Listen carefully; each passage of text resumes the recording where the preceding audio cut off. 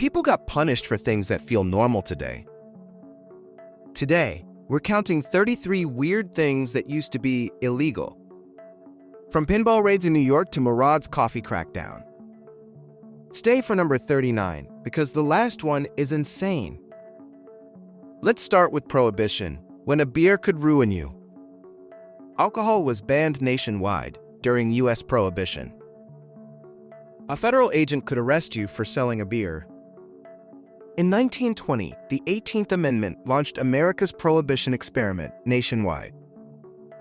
The Volstead Act defined illegal alcohol and empowered aggressive enforcement. Speakeasies hid behind barbershops, soda counters, and unmarked doors. Bootleggers ran liquor in trucks, boats, and even baby carriages. Al Capone's Chicago empire grew while politicians promised moral order. Doctors wrote whiskey prescriptions, and pharmacies logged every bottle carefully. Churches got sacramental wine permits because loopholes love company. By 1933, the 21st Amendment ended it, exhausted and embarrassed. 2. Pinball machines were banned as gambling in New York City. New York police once smashed pinball machines with sledgehammers on cameras. In 1942, Mayor Fiorello LaGuardia called pinball a kid's racket. City crews hauled machines away like contraband, straight from arcades. Owners argued it was skill, but the city saw gambling always. Operators bribed, hid machines, and swapped parts like a cat-and-mouse game. Meanwhile, teenagers still fed nickels, chasing lights and lucky bounces. Decades later, a player named Roger Sharp testified before officials. He controlled the ball on command, making the trick look undeniable. In 1976, the ban ended, and pinball returned openly. 3. Dancing was illegal without a cabaret license in NYC.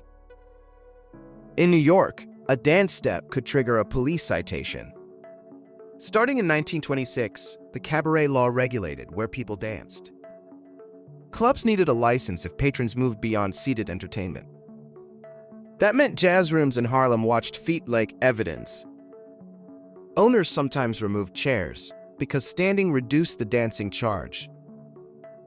On some nights, a drummer hit swing and everyone froze mid-step. NYPD raids targeted small venues, while fancy hotels kept dancing safely.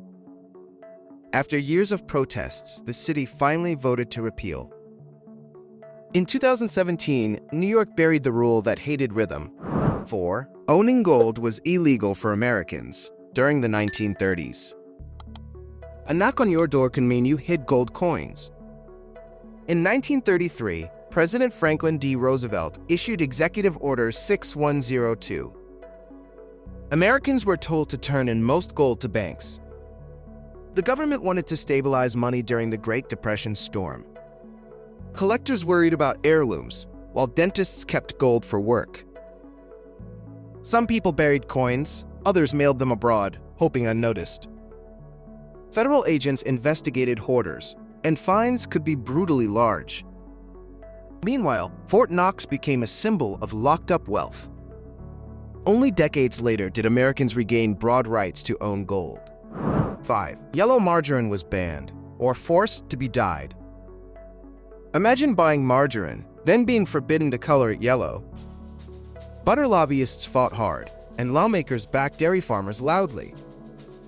States like Wisconsin restricted oleomargarine to protect butter sales. Some laws demanded it stay white so it looks suspicious. Others forced bright pink dye, basically shouting, "This isn't butter." Restaurants risked penalties if inspectors saw the wrong shade. Companies sold dye packets separately, turning breakfast into chemistry class. Shoppers mixed color at home, like smuggling sunshine into spread. Over time, those rules faded, and yellow margarine won anyway. 6. Sliced bread was temporarily banned during World War II. One day, grocery clerks suddenly stopped selling sliced bread entirely. In 1943, U.S. officials tried saving steel and waxed paper. War Food Administrator Claude Wickard ordered bakeries to quit slicing. Newspapers mocked it because slicing machines already existed and worked. Families complained sandwiches took longer, and cafeterias slowed down badly. Bakers said the ban wasted time, and loaf sizes got weird. After weeks, the government reversed course, quietly admitting miscalculation.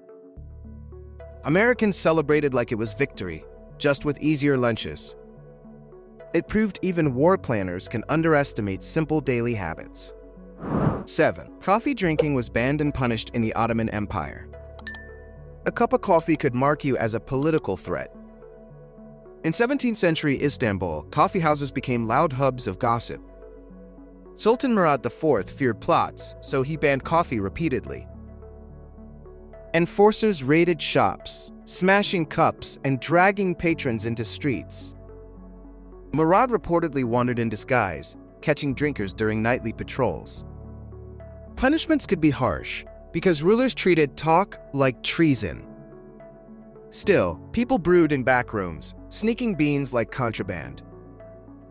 The ban whiplashed on and off, depending on the palace mood.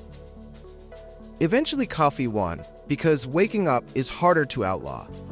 8. Bikinis were banned on beaches across much of Europe.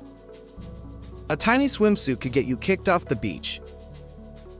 When the bikini debuted in 1946 France, outrage spread quickly. Some mayors banned it, calling it indecent and disruptive. On conservative beaches in Spain and Italy, police enforced modesty. Tourists tried rolling waistlines down, then yanking them up fast. Vatican officials condemned the style, fueling more local crackdowns. Designers kept shrinking fabric anyway, like fashion dared the law. By the 1960s, celebrities made bikinis feel almost unavoidable. The bans melted, and the same beaches now sell them everywhere. 9. Christmas celebrations were banned under England's Puritan rule. Imagine getting fined for hanging holly in your own window. In 1647, England's Parliament ordered Christmas treated like a normal workday. Puritan leaders saw feasting and carols as sinful distractions. London shopkeepers were told to open, and crowds got furious. Riots broke out in several towns, with soldiers sent to restore order. People held secret dinners anyway, whispering songs behind shuttered doors. Pamphlets mocked the ban, and sermons argued over saints and fun. When the monarchy returned in 1660, Christmas bounced back fast. The holiday survived, proving traditions can outlast political moods. 10. Contraceptives and birth control ads were illegal in America. A pamphlet about birth control could land you in jail. In 1873, Anthony Comstock pushed federal anti-obscenity mailing laws. Postal inspectors seized packages, targeting condoms, pamphlets, and medical advice. Doctors feared prosecution, even when patients begged for family planning. Margaret Sanger opened clinics, then faced raids and courtroom battles. New York police arrested her staff, turning healthcare into scandal. Courts slowly carved exceptions, especially for married couples and doctors. By the 1960s, landmark rulings finally protected contraception access broadly. The shift felt huge, like privacy finally got a lock. 11. Plays were censored by law in Britain until 1968. A British playwright could be banned before opening night even started. For centuries, the Lord Chamberlain's office licensed every public play. Scripts were submitted, stamped, and sometimes shredded for politics or sex. Actors learned two versions because cuts arrived right before premieres. Satire about royals or religion could vanish with one official note. Some writers used metaphors, hiding insults inside funny drawing room scenes. In 1968, the Theaters Act finally removed the licensing power. Suddenly, stages got bolder, and audiences heard unfiltered modern voices.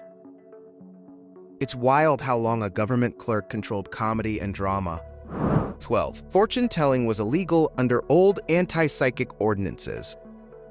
A palm reader could be arrested for a future she never changed. Many American cities wrote anti-fortune-telling laws in the early 1900s.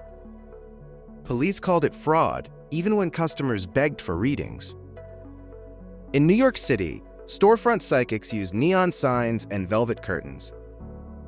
Officers ran sting visits, then seized tarot cards as evidence. Some judges demanded proof of deception, and cases fell apart. Others treated all predictions as scams, no matter the disclaimer. Psychics kept returning because lonely people still wanted answers. Today, the same streets sell readings, usually framed as entertainment. 13. Sunday shopping was illegal under old blue laws. On Sundays, shutters came down and cash registers stayed silent. Blue laws spread from Puritan colonies, treating Sunday as sacred rest. Maryland and other states banned many sales, from liquor to clothing. In 1961, McGowan v. Maryland upheld those Sunday closing rules. Some towns fined shopkeepers for open doors and ringing phones. Bergen County, New Jersey still keeps most big stores closed. Residents drive across county lines, like shopping becomes a road trip. Lawmakers argued family time, while businesses begged for weekend revenue. The rules eased unevenly, so Sunday still depends on your zip code. 14. Women smoking in public was banned in New York City. A woman lit a cigarette, and a policeman promptly arrested her. In 1908, New York City briefly tried banning women smoking publicly. Katie Mulcahy was detained after puffing in a Bowery restaurant. The city council framed it as decency, not health or safety. Mayor George B. McClellan Jr. vetoed the ordinance almost immediately. Still, the arrest made headlines because the idea felt absurd. Men smoked everywhere, while women were told it looked immoral. Taboo turned into habit over the next few decades. That tiny ban shows how fast culture can flip. 15. Women wearing trousers was illegal in Paris until 2013. In Paris, a woman could technically break law by wearing pants. An 1800 police decree required women to seek permission for trousers. Writer George Sand wore men's clothes anyway, daring Parisian norms. Later exceptions appeared for bicycling in 1892 and horseback riding. Still, the old text lingered in legal archives like a ghost. Modern Parisians forgot it existed, until journalists dug it up. In 2013, France finally repealed the outdated ordinance officially. No one got chased for jeans, but the symbol mattered.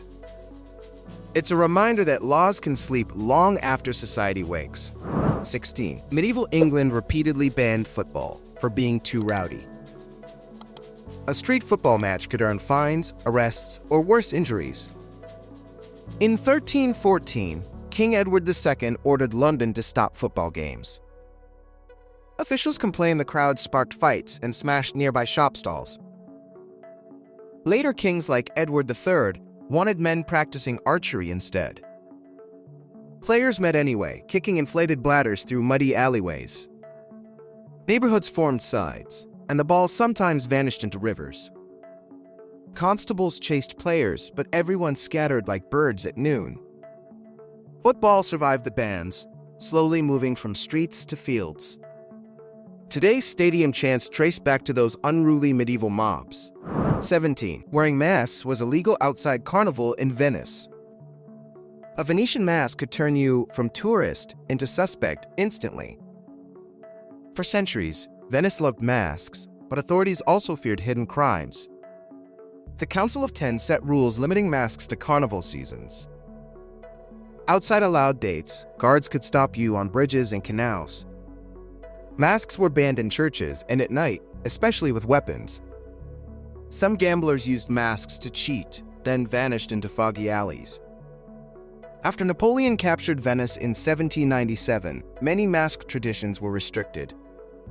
Later revivals brought them back, but with tighter public order rules. In Venice, anonymity was fun until it became a policing problem. 18. The tango was banned as immoral in some cities. One dance could get you expelled from a respectable ballroom. Around 1900, tango rose in Buenos Aires from rough port neighborhoods. Argentine elites called it vulgar, and some venues refused it completely.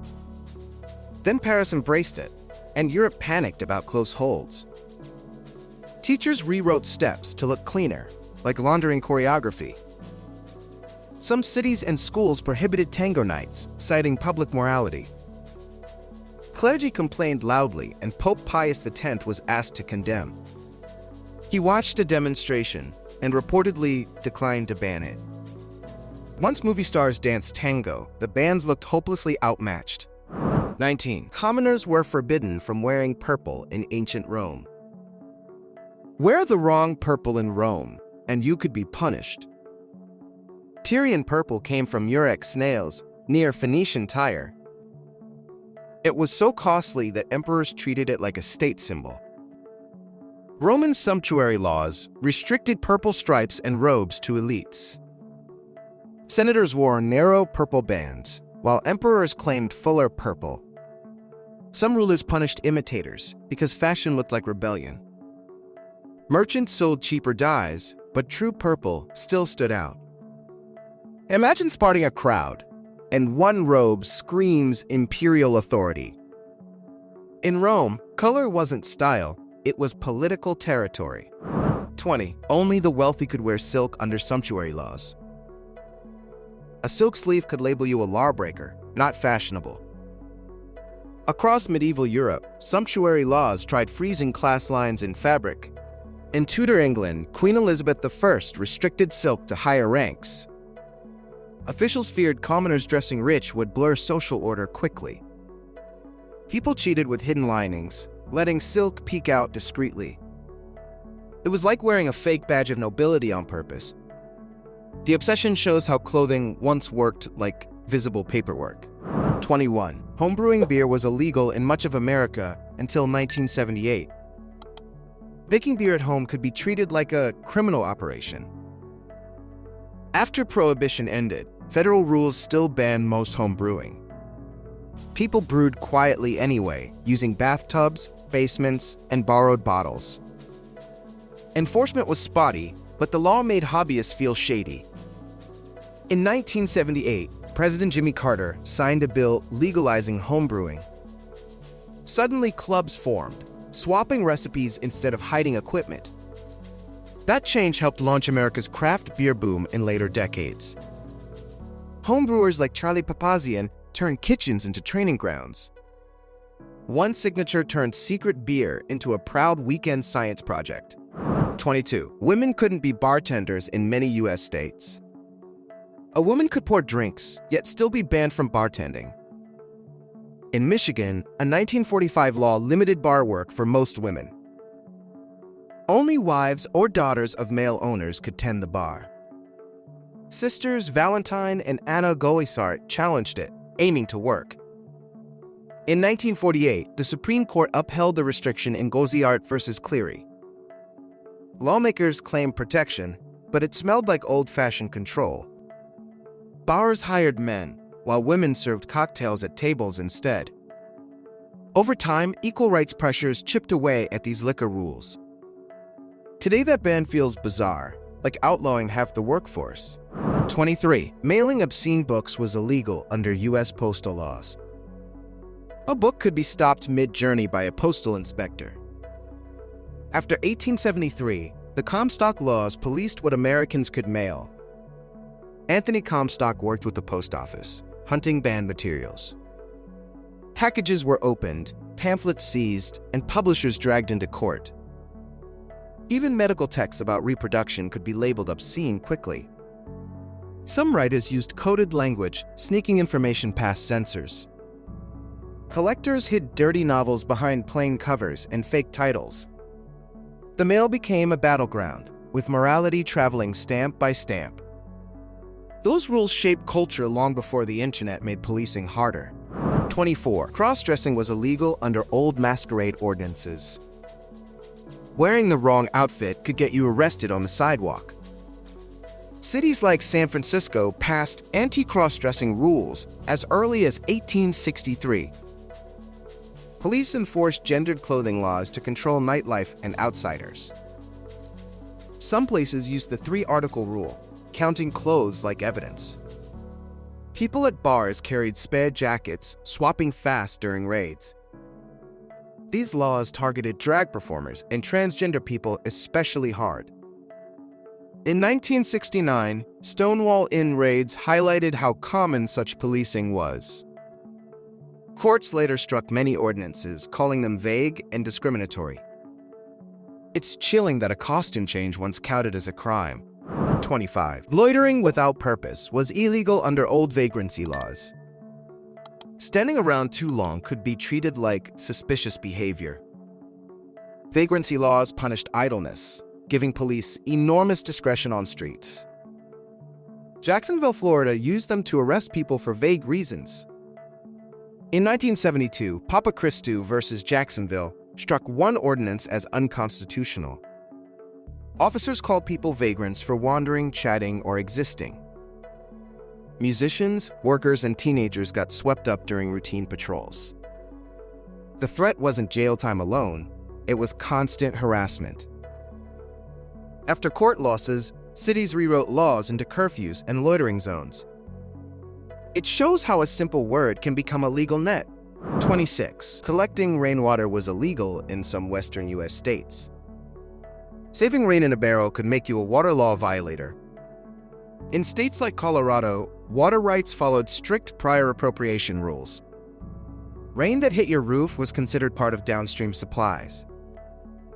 Officials worried barrels would steal water owed to farmers and cities.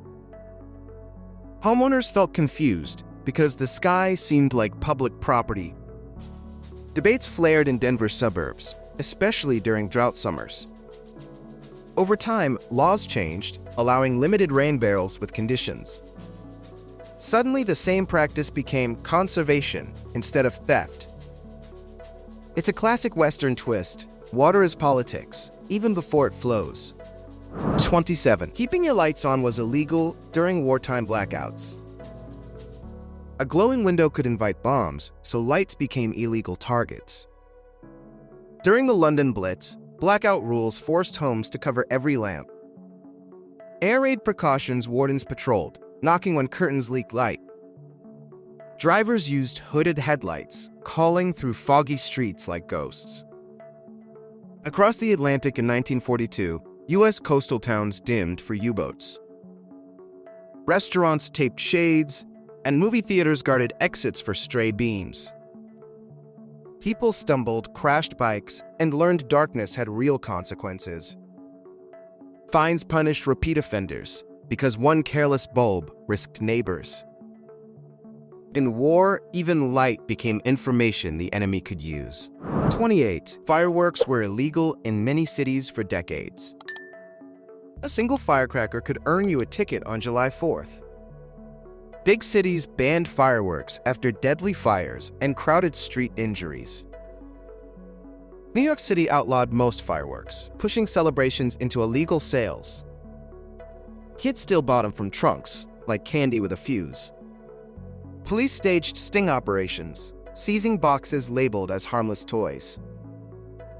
Neighborhoods launched them anyway, turning alleys into brief war zones. Massachusetts kept strict bans, so people drove to New Hampshire. Each summer became a cat-and-mouse chase between law and sparkle. Public shows eventually replaced backyard chaos, at least on paper. 29. Bathing suits were policed by indecency laws on beaches. Beach police once measured swimsuits, like tailoring your freedom in public. In 1907, swimmer Annette Kellerman wore a one-piece at Revere Beach. Boston officers arrested her, saying the outfit exposed too much skin. Newspapers debated morality, while crowds stared like it was theater. Some towns required stockings, skirts, and sleeves even, in ocean surf. Women stitched extra fabric, then rolled it up once unseen.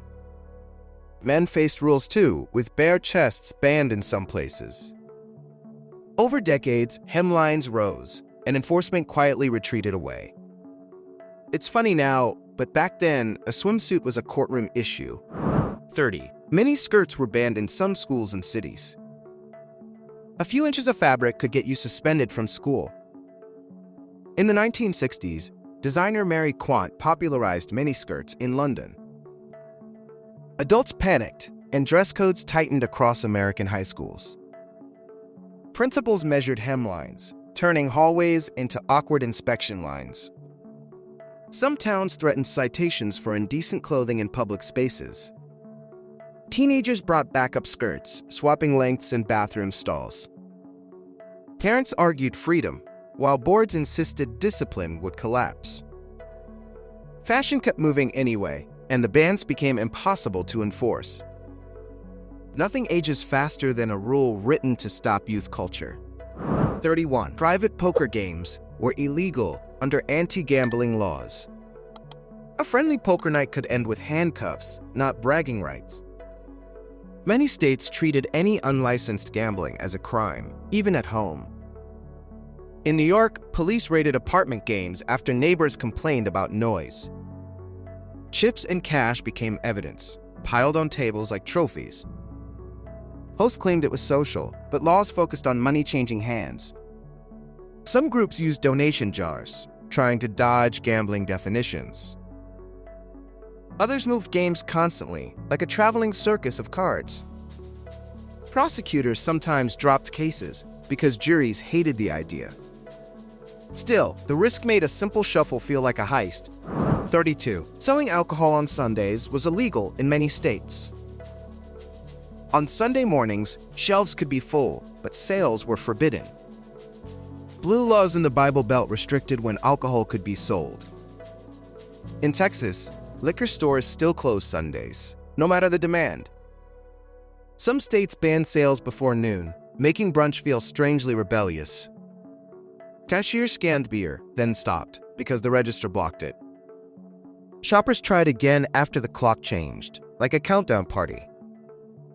Bars lobbied hard, arguing tourism, taxes, and basic convenience. Rules shifted county by county, creating a patchwork of wet and dry. The weird part is how quickly midnight turns legality on. 33. Spitting in public was illegal during anti-tuberculosis campaigns. A spit on the sidewalk could earn a fine and public shame. In the early 1900s, tuberculosis terrified cities like New York. Health departments blamed sputum for spreading germs through crowded streets. Signs warned against spitting, and police enforced it on trolleys. Some towns even handed out spittoons, treating spit like hazardous waste. Repeat offenders were hauled into court, coughing and arguing innocence. Campaign posters used fear, showing bright germs riding on droplets. Over time, medicine improved, but the etiquette rules stayed. Today, spitting feels rude because law once trained people that way. The novel Ulysses was banned for obscenity in America.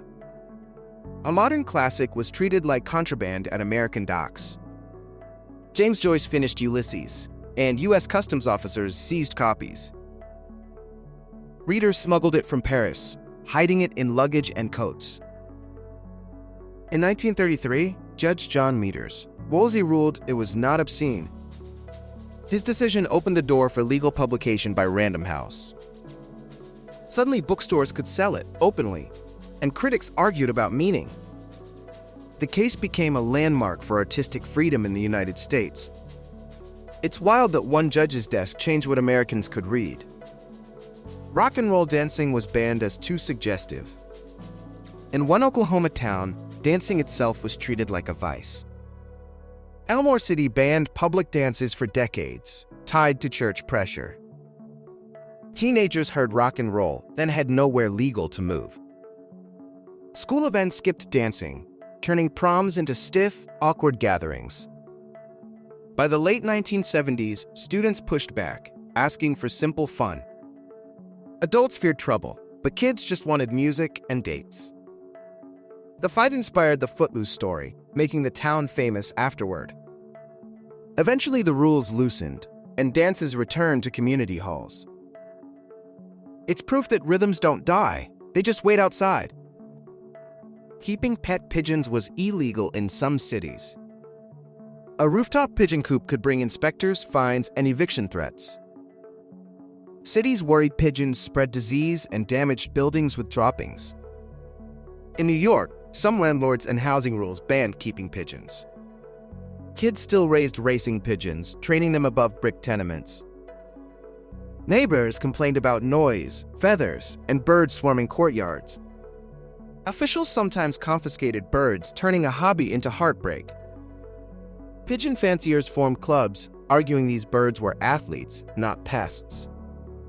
Permits and zoning slowly replaced outright bans in many places.